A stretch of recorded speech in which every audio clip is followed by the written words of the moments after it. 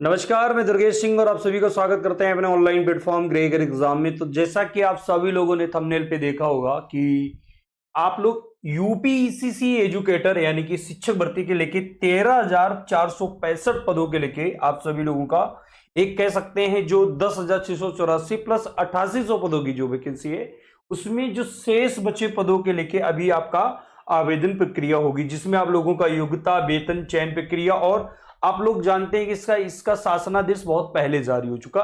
तो अभी भी काफी अभ्यर्थी ऐसे हैं जिन तक अवेयर नहीं थी इस फॉर्म को लेके, या कह सकते हैं ईसीसी एजुकेटर बाल वाटिका शिक्षक भर्ती के लेके। तो अभी भी आप सभी लोग अवेयर हो जाइए और इस वैकेंसी का फॉर्म आवेदन आप लोग कर दीजिए, ठीक है। यानी कि आप सभी लोगों के बीच में जितने भी स्टूडेंट इस वीडियो को देख रहे हैं, अभी 13,465 पदों पर वैकेंसी प्रक्रिया होना शेष है, ठीक है। तो आपके कितने जिलों में वैकेंसी प्रक्रिया होनी है और कौन कौन से जिले में आवेदन चल रहा है, इसकी ए टू जेड अपडेट आपको क्रेकर एग्जाम यूट्यूब चैनल पर मिलती है। चैनल को आप लोग जरूर सब्सक्राइब कर लें और वीडियो को शेयर कर दें। देखो, ईसीसी एजुकेटर शिक्षक भर्ती के लेके आप लोगों का बेसिक शिक्षा विभाग उत्तर प्रदेश नवीनतम लिखित परीक्षा पैटर्न पर आधारित है।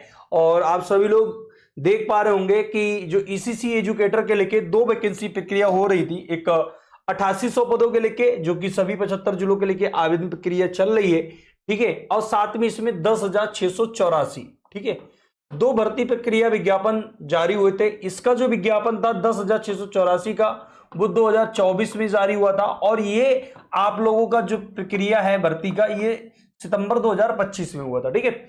अब देखिए, ईसीसी एजुकेटर बाल वाटिका में आप लोगों का बेसिक शिक्षा विभाग में है पदनाम विवरण, ठीक है। इसमें आप लोगों को न्यूनतम 50% गृह विज्ञान, यानी आप लोगों ने होम साइंस से बीए कर रखा है, बीए होम साइंस से, या आपके पास एनटीटी है, या आपके पास डीपीएससी कोर्स है, या आप लोगों ने सिटी नर्सरी कोर्स कर रखा है, आप लोग आवेदन कर सकते हैं। इसकी जो मूल वेतन है वो 10,313 प्रति माह है, लेकिन नियत आउटसोर्सिंग मानदेय तथा नियम अनुसार आपका इसमें ईपीएफ ईएसआई भी लाभ है, ठीक है। टोटल वेतन इसमें 14,483 रुपए है। टोटल वेतन आपका जो है वो 14,483 है, लेकिन इस वेतन में भी जल्द आपको वृद्धि देखने को मिलेगी। यानी कि आप लोग जानते हैं कि 1 अप्रैल से सेवा निगम का जो गठन है वो हो चुका है। अभी कुछ दिन पहले ही माननीय मुख्यमंत्री जी के द्वारा कहा गया था कि आउटसोर्सिंग की मिनिमम से मिनिमम जो सैलरी है वो 18,000 रुपए होगी, ठीक है। अब देखिए, इसमें कितने वर्ष के अभ्यर्थी आवेदन कर सकते हैं, तो 21 से 40 वर्ष के अभ्यर्थी कर सकते हैं, 18 से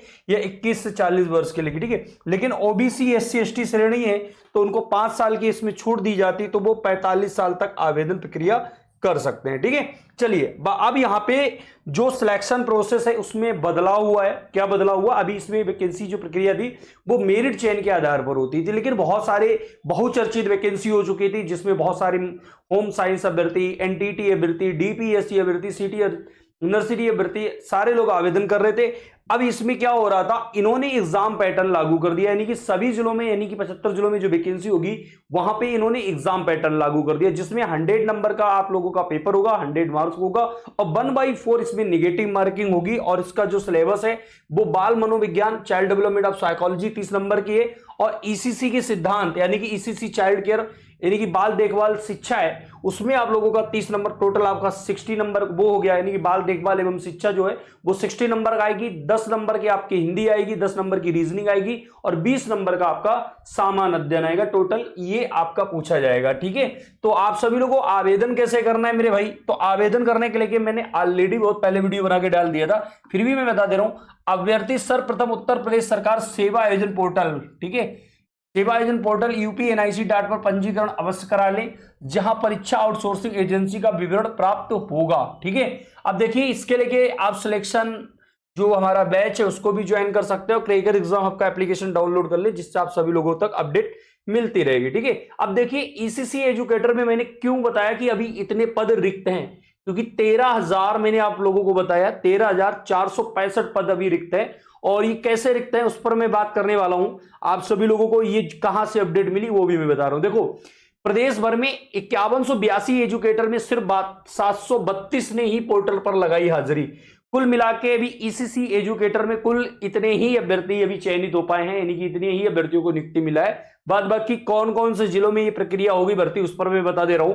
ये भर्ती प्रक्रिया आप लोगों के गोंडा जिले में हो गई, गोरखपुर में हो गई, फरक्काबाद, अंबेडकर नगर, मुरादाबाद, मथुरा, हरदोई, हमीरपुर, ठीक है। साथ में आपका प्रयागराज, प्रतापगढ़, बरेली, वाराणसी, लखनऊ, ठीक है। अभी लेटेस्ट में आप लोगों का 2 जिलों की और ज्वाइनिंग कराई गई है, जैसे कि लखीमपुर खीरी, मतलब लखीमपुर खीरी का 8800 पदों का करा लिया गया, ठीक है। और अभी बहराइच जिले, सॉरी बहराइच नहीं बल्कि बलरामपुर जिले की आप लोगों की नियुक्ति कराएगी।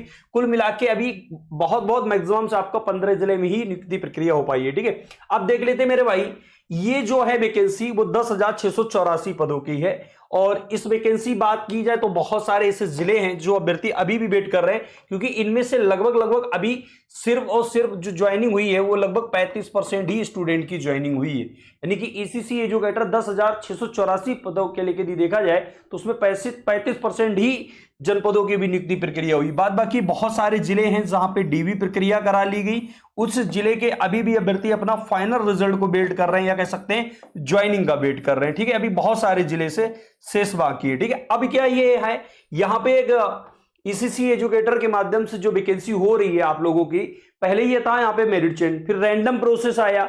अब क्या है, रैंडम प्रोसेस के साथ साथ आप लोगों का रिटन एग्जाम भी कर दिया गया। जैसा कि अभी 4 जिलों के एग्जाम आप लोगों को कंडक्ट कराए जा रहे हैं। जैसे 2 जिलों का एग्जाम हो चुका है, झांसी और लखीमपुर खीरी का रिजल्ट भी आ गया, उन बच्चों को नियुक्ति भी मिलेगी।